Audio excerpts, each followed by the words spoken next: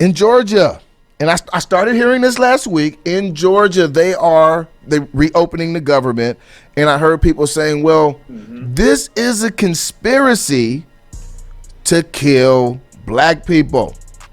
It's a conspiracy to kill black people because they are opening up hair salons and nail salons, and they're opening up all the places that black people like to attend." So, Delvin, that was the conspiracy theory at hand. And I see you leaning in. Look, if you guys are listening on the radio, if you guys can't see, we streaming live on Facebook. If you can't see, Delvin, he leaned in with the peculiarness of wanting to just dissect, to want to dissect this. Delvin, go ahead and dissect it. I even had to grab my cigar for this one. The premise in and of itself is racist. Like, getting your hair done and your nails done is catnip to black people. Like, come on, man. Yeah. I'm not saying we don't enjoy those things, but isn't the very premise kind of racist in and of itself? And are they only opening black-owned hair salons or nail shops, or ones that service only black people? So if your clientele is 90% white and you're a hair salon, are they not allowed to open? Because if that's the case, then we might have a conspiracy. Okay, I think I smell what the expert is cooking. Let me see. Go ahead.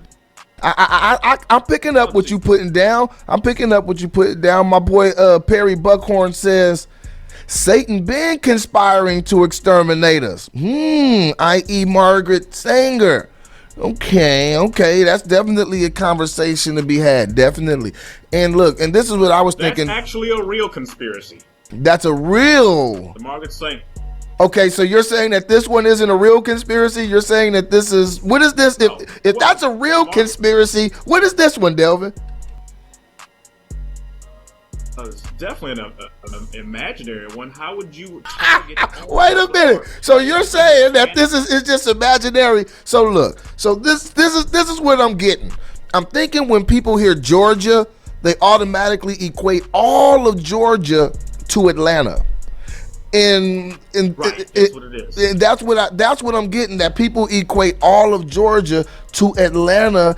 And my question would be, Georgia is 60% white, and if they're opening up everything in Georgia, then how is that something that is, the conspiracy to kill black people? Here, we got a caller real quick. 1230 The Source. Caller, what's on your mind? Yes, sir. I like to weigh in on that subject here about the conspiracy to kill black folks. well, lean into it. I had a feeling that this might be something that you wanted to talk about. Lean into it. Come on. Yeah. Well, first of all, who's perpetuating that narrative? Number one, and number two. Let's say, for example, if he said, I'm not saying the governor will do this. Say, well, I'm going to open up strictly white-owned businesses, and then black folks say, "Oh, he's trying to starve us to death." Now all of a sudden, he's saying, "Oh, I'm gonna do hair salons, nail salons, weed man shop, whatever." Oh, that's racist. Or either he's trying to kill black folks. I mean, we got to stop attaching racism to everything that happens, man. That's one of the biggest problems with our race. We got to knock that off, man. Because if someone wants to knock you off, they're gonna knock you off by other means. They don't have to do it behind your back. They'll poison your food. They'll do other things to kill you, like this. Some people think this coronavirus is attempt to vaccinate everyone. Who knows? Here, go ahead, Delvin. And here's the other thing too about they're trying to kill us all. They're out to kill us. Killing entire groups of people, especially in a free market capitalist society, is bad for business. Why kill people when you can sell them stuff? Wait a minute. So you are saying that why would capitalism actually want to take out their money base? Well, yeah, that's especially yes. All right. Here, you guys are swaying me slightly. Well, let me ask you this: Why kill Uh-huh. Why kill? I don't know. Black people are 13% of the population. Why kill 13% of 325 million when you can sell them on iPhones or tax Mm. them?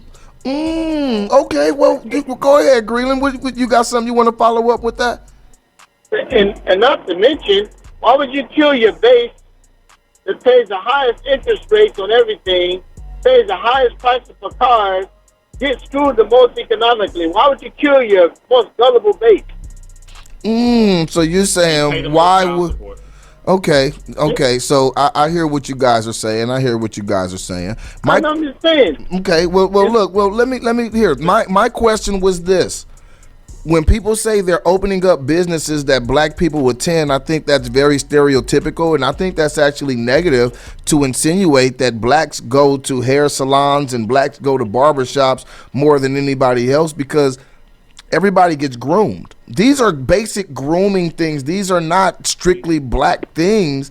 And when we're saying that, that's putting us as black people, in my opinion, in a very, very small box. When you say, well, these are things that only black people do, I don't think that these are things that only black people do. In fact, the mayor of Beaumont, white lady, just got caught going to get her nails done when she had everybody else shut down in the house. So I think when people say, well, these are things that they're meant to kill black people because that's what black people do, I think it's very short-sighted in thought, especially when you line that up with the fact that Georgia is 60% white. They did not only open up the black businesses and tell black people to only go there, and black people, we always talk about how we don't attend black businesses. So it seemed like if you wanted to do something to black people, you would just only open up the white businesses. If you want to be congruent to what people say. Is true. Well, That's when it like comes said, to economic, they think Atlanta is like. No, go ahead. No, I was about to say, you were right about how they think the demographics of Georgia is. They think Atlanta represents the entire state, and Georgia is not like United States. It's a mix. It's 60% white. Right. Yeah. Right. Go ahead, Greenland. Yeah. Well, I mean, let's look at it from another angle too. Let's say that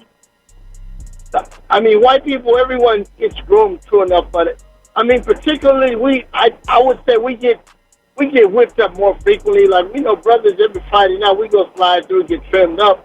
As a white guy, I might go once every 2 weeks or once a month.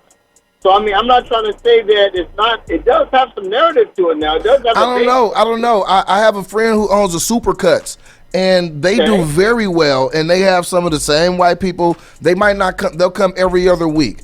I know a lot of black people that go get haircuts every other week. I know white guys who get their haircut every week too, and black guys. I think it depends on their financial stability, their profession, and how secure they are without having a haircut and having a haircut. I don't know if that comes down to a racial thing. We see that because we go to black hair shops. To black barber shops. But go to Supercuts. You're gonna be like, they packed. It's a bunch of white guys and Hispanic guys and Asian guys, but they go get their hair cut a lot too and pay $30, $40 for a haircut. Go ahead, Greenland. Yeah. That's true. They do pay a lot for their cuts and everything, but I'm just saying, if it attracted a lot of black people's eyebrows kind of raised up, say, wait a minute, he's opening up these kind of businesses. I think those are probably some of the safer businesses to open because they're less crowded, so to say. I would think they're less crowded there. Yeah, when I listened, it seemed like they were just giving a rundown of different businesses, and those were just included in those businesses. I think it was selective what people heard, like, oh, hair salon. Again, you hear Georgia, you equate Georgia with solely Atlanta. You hear hair and nails, and you equate hair and nails solely with black people. But I know that women of other races, they love to get their nails done too. Like we just were talking about, the mayor of Beaumont told everybody to stay at home, and she snuck to the nail shop to get. She said she just wanted to pick up some product, but we know what's going on. Go ahead, Delvin. You got some? Yeah, no, it's a universal thing. Just women in general like to get their hair done, their nails done. That's nothing unique to black women.